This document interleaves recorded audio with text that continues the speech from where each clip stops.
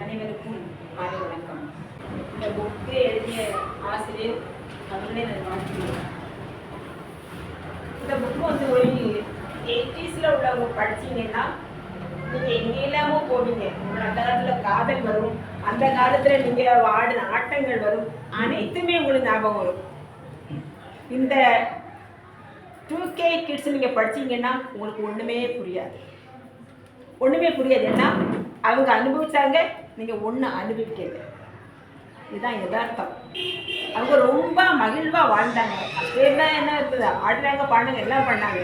நீங்கள் ஒன்றுமே பார்க்குறது வாட்ஸ்அப் மட்டும்தான் அவங்களோட லைஃப். உங்கள் லைஃப்பில் நிறைய வரல. இதில் வந்து பொதுவாகவே சங்க இலக்கியத்தில் தமிழர்களை பற்றி வரும். தமிழர்கள் வரும்போது அதில் மேக்சிமம் வர்றது வந்து இந்த நெய்தல் நிலம் தான். நெய்தல் நிலத்திலோட நிறைய சமூகத்தில் வந்து சங்க இலக்கியங்களை வரும். எப்படின்னா நெய்தல் நிலத்திலோட பெண்கள், நெய்தல் நிலம்னு சொல்லும்போது கடலும் கடல் சார்ந்த இடமும், அது வந்து ஒரு 4 வகையான நிலமாக தான் அவங்க பார்த்துருக்காங்க. பரதர்கள், அப்புறமா ஒரு துறைவன், 4 ஒரு சமூகம். அதில் முக்கோன் வந்து வராது. எந்த சங்க இலக்கியம் இங்கே பாருங்க, முக்கோன் வரவே வராது. அப்போ ஏன் முக்கோன் இல்லை அப்படின்னு பார்க்கும்போது நம்ம அதுக்குள்ள தேடல்கள் தான் நம்ம பார்க்க வேண்டியது இருக்குது. முக்கோனை பற்றி ஏன் எழுதலை? ஒருவேளை அந்த காலத்தில் வந்து 3 இதாக தான் பிரிச்சுருக்காங்க, சேர, சோழ, பாண்டியா. இப்போ நம்ம வந்து சேர நாடுன்னா இங்கே வந்து நிறைய மலையாளிகள் தான் வாழ்ந்து வந்தாங்க. பாண்டிய நாட்டிலையும் சோழ நாட்டிலையும் தமிழர்கள். ஸோ அவங்க வந்து எழுதினாங்க. அப்போ அவங்க அங்கே பார்த்ததெல்லாம் பரவர்களை பற்றி பார்த்தாங்க, அதை பற்றி அவங்க எழுதியிருப்பாங்க. இந்த பக்கம் யாருமே வரல, இல்லை மலையாளிகள் ஒருவேளை எழுதியிருக்கலாம். நம்ம அந்த போனால் நமக்கு தெரியும்.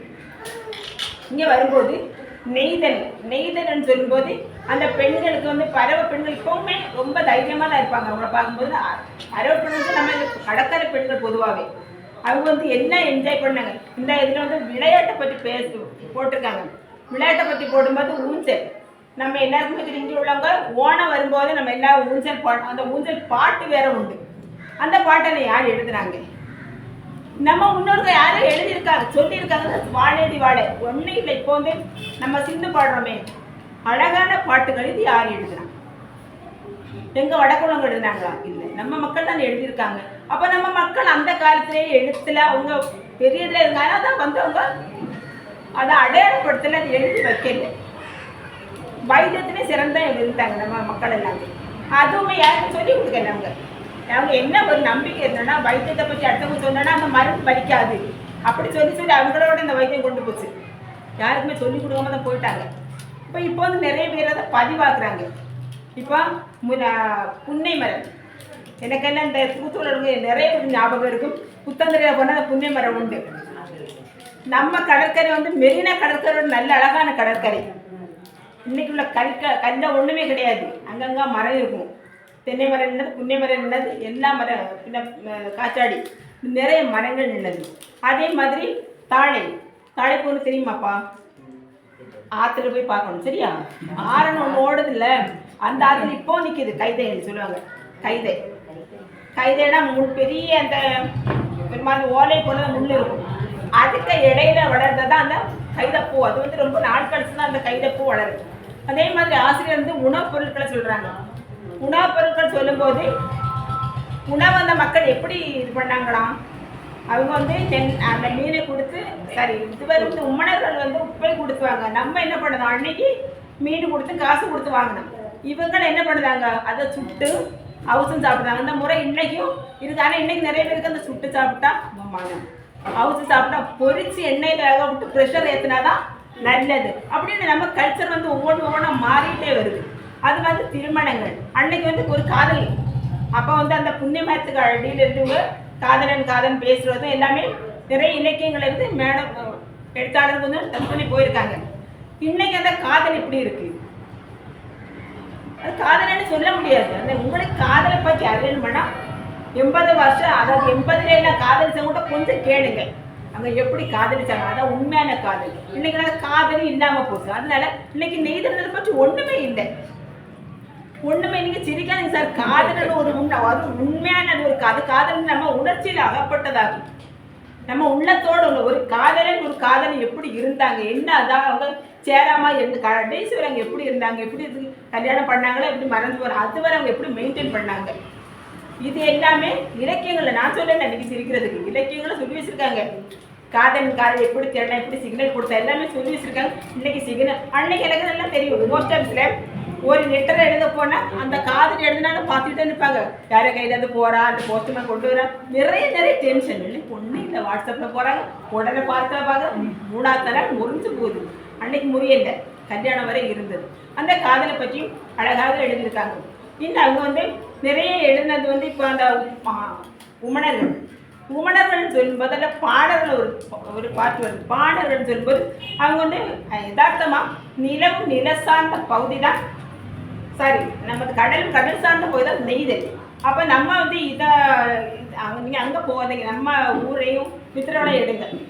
அது நித்திரவளையும் நம்ம ஊரும் நம்ம மீன்பிடி தொழில் செய்து அவங்க வேறு இருந்தாலும் அந்த பண்டங்களும் நம்ம ஊரில் வருது, நம்ம அதை வாங்குகிறோம். இதே மாதிரி தான் உமணர்கள் அவங்க இதை என்னது உப்பளங்கெல்லாம் கட்டி உப்பை அவங்க அறுவடை செய்தாங்க. நமக்கு அவங்கள அறுவடை செய்யும்போது உழவனுக்கு, அதாவது ஒரு நெல் அறுவடை செய்யும்போது அவனுக்கு எப்படி மழை பெய்யும்ப மகிழ்ச்சி வரும். அவன் மழை பெய்யும் மகிழ்ச்சி அடைவான், இவன் மழை பெய்யும்போது தான் அழுவான். ஏன்னா அவனுக்கு அப்போ தான் வயிறு செடிக்கும், இவனுக்கு அப்போ தான் உப்பு கரையும். அந்த மாதிரி ஒரு இதில் இருந்தது. அப்போ இந்த உப்பளத்தில் உள்ள உப்பை அவங்க யார் கொண்டு போகிறான், இவங்க இந்த உமணர்கள் தான் அந்த உப்பை எல்லா இடமே கொண்டு வந்து என்ன நிறைய பேர் சொன்னாங்க, கொண்டு போய் இவங்க விற்கிறாங்க. இதில் என்னென்னா இதில் இன்னும் ஒன்று பாணர்னு ஒரு பாட்டு வருது. பாணர் நிறைய பேர் சொன்னாங்க அந்த கடலில் போயிட்டு கரையில் பாணர்ன்னு சொல்ல பாணல பாட்டு. அவங்க எங்கன்னா அரசு அவையில பெரிய பெரிய இடங்களில் போய் பாட்டு பாடி அவங்க என்ன பண்ண பரிசுக்கு வருவாங்க. நம்ம இலக்கியத்தில் படிச்சிருக்கோம், பாட்டு பாடி பார்ப்போம். அந்த காலத்தில் நிறைய பாடல்கள் எல்லாம் இருந்திருக்காங்க. இவங்க பலவிதமான அது அரசுகள் எல்லாம் புகழ்ந்து சொல்லும்போது நிறைய பரிசு. அப்புறம் இது ஆற்றுப்படை, பாணாற்றுப்படை, சிறுபானாற்றுப்படை, பெருமானாற்றுப்படை, இந்த மாதிரி எல்லாம் குறிப்புகள் இருக்குது. அந்த ஆற்றுப்படைன்னு சொல்லும்போது இப்போ பாடல்களில் பல பிரிவு இருக்கும். இப்போ நான் ஒரு பாட்டு பாடணும்னு வச்சுக்கேன், பாட்டு பரிசு வாங்கிட்டு போயிடுச்சு. அடுத்த குரூப் நிற்கும்போது நான் சொன்னேன், இந்த ஆள்கிட்ட போகாத, நான் இப்போ தான் பண்ணி இப்படி போனால் அந்த ஆள் இருக்கும், அவங்ககிட்ட நீங்கள் போய் பாடுங்க. இப்படி அவங்களோட வரைமுறையை படிக்கிறாங்க. அப்படி சொல்லி அவங்க எல்லா அந்த இசை கருவிகள் அவங்களுக்கு மீட்டதுக்கு உள்ள எல்லா திறமைகளும் அந்த பாடல்கள்கிட்ட இருந்தது. அந்த மாதிரி அவங்க பாடல் பாட்டு பாடி பரிசுகள் பெற்றதும் இந்த வரலாற்றை அழகாக சொல்லியிருக்காங்க. இன்னும் இதில் வணிகன் அல்லது மீனவன் சொல்வது இலக்கியத்தில் எங்கேயுமே இலக்கிய குறிப்புகள் இல்லை. இலக்கணத்திலேயோ சங்க இலக்கியங்களோ மீனவர்களும் இல்லை. மீனவர்களை யாரை சொல்லுவாங்கன்னா பெரிய பெரிய ஏரி குளம், அதாவது வச்சாது கிடக்கும்ல ஏரி குளத்தில் ஜஸ்ட்டு சும்மா இப்போ தும்பு போட்டதான் எடுக்க மாட்டாங்களா மீன், இந்த மாதிரி போடுங்க மட்டும்தான் மீனவர்கள். அவங்க தான் மீனவர்கள். ஆக்சுவலாக நம்ம எல்லாம் இங்கே உள்ளவங்க மீனவர்களே இல்லை. இப்போ தான் அதை எல்லாமே மீன் பிடித்தவங்க எல்லாம் மீனவர்கள்னு சொல்லிட்டு நம்ம எல்லாத்தையுமே மிங்கில் பண்ணிட்டோம். ஆக்சுவலாக மீனவர்கள் சொல்லும்போது அவங்களுக்கு கடலுக்கு சம்மந்தமே கிடையாது. அவங்க கரையில் குளத்தில் இந்த மாதிரிலாம் அவங்க மீனை பிடிக்கிறாங்க, மீனை பிடிச்சி அவங்களும் விற்கிறாங்க. அதனால அவங்களும் இந்த மாதிரி அது எல்லா இடமே இப்போ நெய்தல், நம்ம நெய்தல் நிலத்தில் மட்டும்தான் குளங்க இல்லை, வேற எல்லா இடங்களும் குறிஞ்சிட்டு எல்லா இந்த பக்கத்தில் நம்ம போகும்போது வயல் சார்ந்த இடங்கள்ல எல்லாம் குளமே அங்கங்கே இருக்கும். அங்கே எல்லாமே நம்ம பார்த்துருக்கோம். இவங்க என்ன பண்ணுறாங்கன்னா மீனை எடுக்கிறாங்க, மீனை தும்பு போட்டெல்லாம் எடுத்து விற்கிறாங்க. அப்படி அது ஒரு பார்த்து.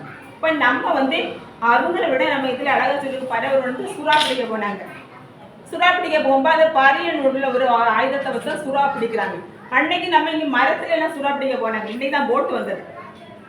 யதார்த்தத்தில் இன்னைக்கு எல்லாம் இவங்க போகிறதெல்லாம் ஒரு கஷ்டமாக நம்ம சொல்ல முடியாது. அன்னைக்கு மரத்தில் போகிறவங்களும் இன்னைக்கு இந்த இடம் தலைவர் தெரியாது மரத்தை பற்றி. அவங்களும் மரப்படியான்னு ஒரு ஆள் இருக்கும். கடலில் அந்த மரத்தை தள்ளி கொடுத்தா தான் அந்த அலை தாண்டி போக முடியும்.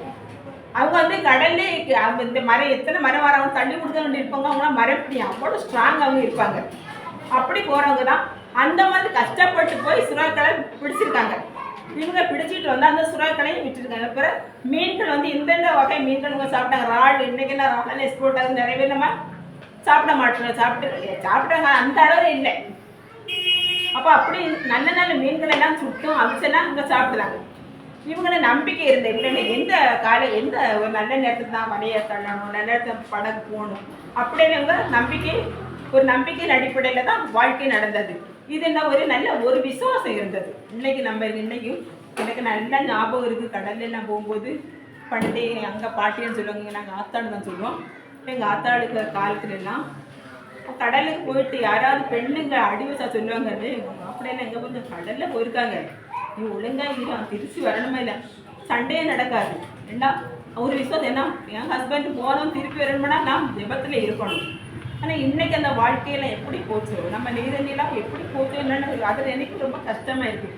இன்றைக்கி இந்த புக்கை கொண்டு ஒரு குழந்தை வாசிச்சுட்டு இதை போய் பார்க்கும்போது அந்த குழந்தைக்கு எந்த விதமான ஒரு ஒற்றுமை இருக்காது. ஏன்னா அந்த மண் இல்லை, உருண்டு விளையாடின மணல் இல்லை, அந்த குழந்தை மரத்தை பார்க்கல, ஒன்றுமே பார்க்கல. இதெல்லாம் பார்த்து மகிழ்ந்தோம். ஒரு காலகட்டத்தில் உள்ளவங்க தான் கொஞ்சம் வயசாக இப்போ இருக்கவங்க. அதே அப்போ அதை என்ன நீங்கள் பார்க்கலன்னு சொல்லும்போது அந்த வரலாறு அழுந்ததாக இருக்க முடியும். அப்போ உமனர் யார், அவங்க எப்படி உப்பு விளைவிச்சாங்க, உப்பு விளைவிக்கிறது எப்படி, இது எல்லாமே நீங்கள் புக்கு படித்தா தான் முடியும். அதனால் நீங்கள் ஆளுக்கு ஒரு புக்கை கண்டிப்பாக வாங்கணும். வாங்கி நீங்கள் படிக்கும்போது தான் வரலாறுகள் என்ன என்பது நமக்கு தெரியும். சங்க இலக்கிய நம்மை பற்றி எது எழுதியிருக்காங்க. ஒரு காலத்துலலாம் திருக்குறள் திருவள்ளுவர் எங்கேயோ உள்ளவர் நம்ம நினச்சிட்டு இருந்தோம். ஆனால் திருவள்ளுவர் நிறைய எதை பற்றி எழுதியிருக்காங்க, நம்ம கடல் சார்ந்த இடத்தை பற்றி தான் நிறைய. அப்போ திருவள்ளுவர் எங்கே உள்ளவராக இருப்பான்னு ஒரு ஆராய்ச்சி நடக்குது. அந்த ஆராய்ச்சி நடத்துவர் நம்ம சூசமிக்கன்ங்கிற ஒருத்தர் ஒரு புக்கை எழுதிட்டார். அவர் பள்ளந்துறையை சார்ந்தவர். புக்கை எழுதிட்டார். இப்போ நம்ம இங்கே அவரே கொண்டு வச்சிருக்காரு. 133 கன்னியாகுமரியில் இருக்குது திருவள்ளுவர் சிலை. அப்போ நம்ம தேட நமக்கு நிறையவே வரும். தேடும்போது எங்கே தேடணும், ஒரு உலகத்தை அறியணும்னா ஒரு லைப்ரரிக்கு வாங்க. அழகான ஒரு லைப்ரரி இருக்குது, 1008 நோட்டு இருக்குது, புக்கு இருக்குது. யார் படிக்கிறாங்க, லைப்ரரியில் யார் வராங்க, எல்லாரும் ஒரு மெம்பர் ஒரு விளையாட்டு வைக்கிறாங்க போகிறாங்க. தயவு செய்து வாங்க, நம்ம மக்கள் எடுத்து புக்கெல்லாம் பாருங்கள், பார்த்து படிங்க. ஒரு முறை கூட சிசிக்கு நன்றி வாழ்த்துக்கள் சொல்லிவிட்டு இங்கே உள்ள அனைவருக்கு நன்றி சொல்லி